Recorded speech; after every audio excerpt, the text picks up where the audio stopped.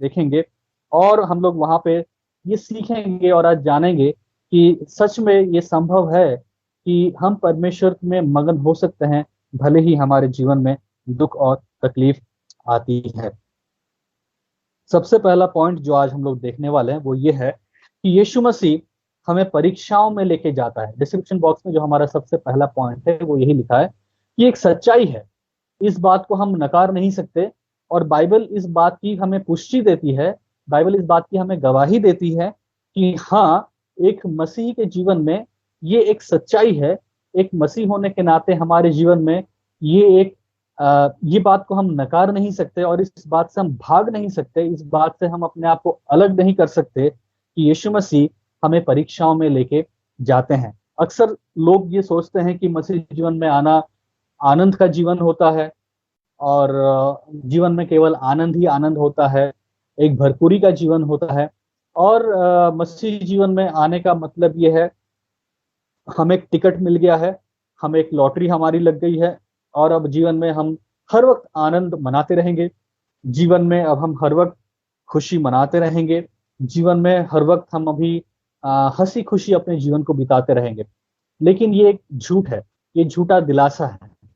उल्टा बाइबल हमें इस बात को साबित करती है, बार बार चिताती है और बार बार कहती है अलग अलग स्थानों पे कि यीशु मसीह हमें परीक्षाओं में लेके जाता है। और आज मैं आपके सामने 4-5 पदों को पढ़ूंगा जिसके द्वारा ये पुष्टि होती है कि अगर आप एक मसीह हैं, जिसके द्वारा ये साबित होता है कि अगर आप मसीह हैं और आपने निर्णय लिया है अपने व्यक्तिगत जीवन में कि आप यीशु मसीह के पीछे चलेंगे, तो आपको और मुझे सबसे पहले इस बात के लिए तैयार होना होगा कि यीशु मसीह हमें परीक्षाओं में लेके जाता है। वो हमें लेके जाएगा कैसे? मैं आपके सामने इन पदों को पढ़ रहा हूं। सबसे पहले इब्रानी उसका 5वां अध्याय और उसका 8वां पद। और पुत्र होने पर भी उसने दुख उठा उठाकर आज्ञा मानने सीखी। यानी कि हमारा सबसे पहला नमूना खुद यीशु मसीह है कि वो खुद एक पुत्र होने के बाद भी वो खुद अपने पिता का वो पुत्र जिससे पिता प्रसन्नित था। जैसा कि हम लोग पढ़ते हैं मत्ती उसका 3रा अध्याय और उसके सॉरी मत्ती 3 का 17 नहीं, ये यूहन्ना 3 का 17 जहां पे यीशु मसीह का बपतिस्मा होता है। सॉरी मत्ती 3 का 17 शायद, हाँ, मत्ती 3 अध्याय और उसका 17 पद जहां पे यीशु मसीह बपतिस्मा लेते हैं और फिर वहां पे उनके ऊपर पवित्र आत्मा उतरती है और फिर उसके बाद वहां पे एक आवाज सुनाई देती है कि ये मेरा प्रिय पुत्र है जिससे मैं अति प्रसन्नित हूं। मत्ती 3 अध्याय और उसका 17 पद। और देखो ये आकाशवाणी हुई, यह मेरा प्रिय पुत्र है जिससे मैं अत्यंत प्रसन्न हूं। ठीक यही आवाज मत्ती 17 अध्याय में भी हम लोग पाते हैं जब रूपांतर के पहाड़ में यीशु मसीह चढ़ते हैं और अपने 3 चेले उनके साथ होते हैं। और वहां पे भी जब उतरने के समय, उतरने से पहले एक आवाज सुनाई देती है और परमेश्वर पिता इस आवाज, एक तेज आवाज में वहां पे कहता है, पुत्र है इससे मैं अति प्रसन्नित हूं, इसकी आज्ञाओं को मानो। तो यीशु मसीह जो कि परमेश्वर का प्रिय पुत्र था, जिससे उसका पिता अति प्रसन्नित था, और पुत्र होने पर भी उसने दुख उठा उठाकर आज्ञा माननी सीखी। इब्रानी 12 अध्याय 6 और 8 पद, 6 से लेके 8 में भी अगर हम पढ़ते हैं, जैसा मैंने पहले शायद एक बार पढ़ा अभी, क्योंकि प्रभु जिससे प्रेम करता है उसकी ताड़ना भी करता है, और जिसे पुत्र बना लेता है उसको कोड़े भी लगाता है। क्योंकि प्रभु जिससे प्रेम करता है उसकी ताड़ना भी करता है, और जिसे पुत्र बना लेता है उसको कोड़े भी लगाता है। यदि वो ताड़ना जिसके भागी सब होते हैं तुम्हारी नहीं हुई, तो तुम पुत्र नहीं पर व्यभिचार की संतान ठहरे। तो इब्रानी 12 अध्याय 6 और 8 पद हमें याद दिलाता, स्मरण दिलाता है कि अगर हम इस बात को अंगीकार करते हैं और समझते हैं कि हम परमेश्वर के पुत्र हैं, हम उसके लेपालक संतान हैं, हम उसके प्रिय संतान हैं, तो फिर हमारे जीवन में भी वो ताड़ना लेके आएगा, हमारे जीवन में भी वो परीक्षा लेके आएगा। क्योंकि प्रभु जिससे प्रेम करता है उसकी वो ताड़ना भी करता है, और जिससे पुत्र बना लेता है उसको क्या करता है? कोड़े भी लगाता है। दूसरा तिमोथी तीसरा अध्याय और 12 पद, दूसरा तिमोथी तीसरा अध्याय और 12 पद भी हम लोग पढ़ते हैं। पर जितने मसीह यीशु में भक्ति के साथ जीवन बिताना चाहते हैं वे सब सताए जाएंगे। पर जितने मसीह यीशु में भक्ति के साथ जीवन बिताना चाहते हैं उनमें से थोड़े लोग सताए जाएंगे, उनमें से कुछ लोग सताए जाएंगे, उनमें से ज्यादा लोग सताए जाएंगे? नहीं, यहां पे लिखा है वे सब सताए जाएंगे। दूसरा तिमोथी 3:12 हमें ये याद दिलाता है। यूहन्ना 16 अध्याय और उसका 33 पद हमें कहता है, यहाँ पे यीशु मसीह कह रहे हैं, मैंने ये बातें तुमसे इसलिए कही हैं कि तुम्हें मुझ में शांति मिले। संसार में तुम्हें क्लेश होता है, परंतु ढाढ़स बांधो, मैंने संसार को जीत लिया है। संसार में हमें क्या मिलेगा? संसार में किन चीजों से होकर हमें जाना पड़ेगा? यहाँ पे लिखा है कि संसार में तुम्हें क्लेश होता है। यहाँ पे यीशु मसीह स्वयं ये यूहन्ना 16 अध्याय और 33 पद में कहते हैं। प्रेरित 14 अध्याय और 22 पद में हम लोग पढ़ते हैं, पौलुस कहते हैं, और चेलों के मन को स्थिर करते रहे और ये उपदेश देते थे कि हमें बड़े क्लेश उठाकर परमेश्वर के राज्य में प्रवेश करना होगा। बड़ी आसानी से हम लोग प्रवेश कर लेंगे, मजे मजे में प्रवेश कर लेंगे, खुशी खुशी प्रवेश कर लेंगे, हंसी हंसी प्रवेश कर लेंगे। कैसे प्रवेश करेंगे?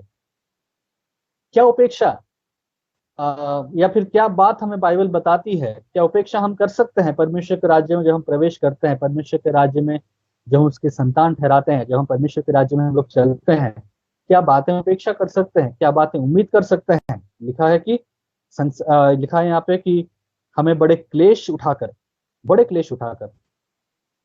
थोड़ा क्लेश नहीं, थोड़ा सा सरदर्द नहीं, बुखार नहीं, जुकाम नहीं, क्योंकि कई लोग बुखार और जुकाम को भी बहुत बड़ा क्लेश मानते हैं। लोगों को लगता है कि अगर उनके जीवन में बुखार आ गया, अगर वो 2-4 दिन भूखे रह गए, अगर पेट दर्द हो गया, सर दर्द हो गया, उनको लगता है हमने परमेश्वर के राज्य में बहुत दुख उठा ली, और फिर वो गवाही शायद काफी साल तक चलता है और बोलते हैं मैं प्रभु के लिए जब ऐसा कर रहा था तो मेरे साथ ऐसा हुआ वैसा हुआ। तो लोग कई बार बहुत ही छोटी चीजों को बहुत बड़ा बना लेते हैं। एक कहावत है ना कि तिल का पहाड़ बना देना, तो वैसा ही है। लेकिन ऐसा नहीं है। छोटे मोटे क्लेश की मतलब उसको गवाही बना के हम लोग खुश नहीं हो सकते और उसमें अपनी पीठ को थपथपा नहीं सकते। हम लोग क्या कर सकते हैं? यहाँ पे ढांढस ले सकते हैं और देख सकते हैं यहाँ पे कि चेलों को मन को स्थिर करते रहे और उपदेश देते थे कि हमें बड़े क्लेश उठाकर परमेश्वर के राज्य में प्रवेश करना होगा।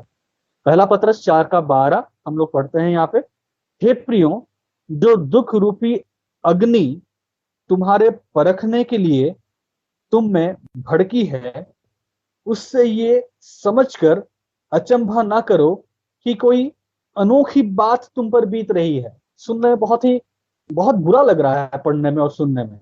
ये क्या है? वो कह रहा है कि अचंभा मत करो। हे प्रियो, जो दुख रूपी अग्नि, ये दुख किस प्रकार का दुख है? अग्नि के प्रकार का दुख। जैसा मैंने अभी बताया था कि सर दर्द और पेट दर्द और ये सब चीजों में हम लोग को लगता है कि बहुत बड़ा क्लेश हो गया, लेकिन पतरस यहाँ पे कह रहे हैं कि जो दुख है जो अग्नि के समान है। तो अग्नि के समान भी जब दुख से होके तुम्हें जाना पड़ रहा है, हे प्रियो, जो दुख रूपी अग्नि।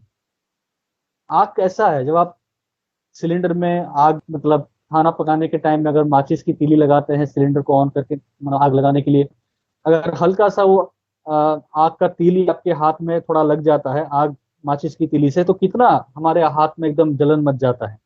हल्का सा गर्म तेल हमारे हाथ में जब गिर जाता है तो एकदम कैसे हमारा स्किन एकदम उसमें मतलब उसमें पानी भर जाता है, फूल जाता है और कैसे हो जाता है। तो सोचिए, थोड़ी सी जो आग है या थोड़ा सा जो गर्म चीज है वो कैसे हमारे स्किन को जला देती है और कितना चोट पहुंचाती है हमें।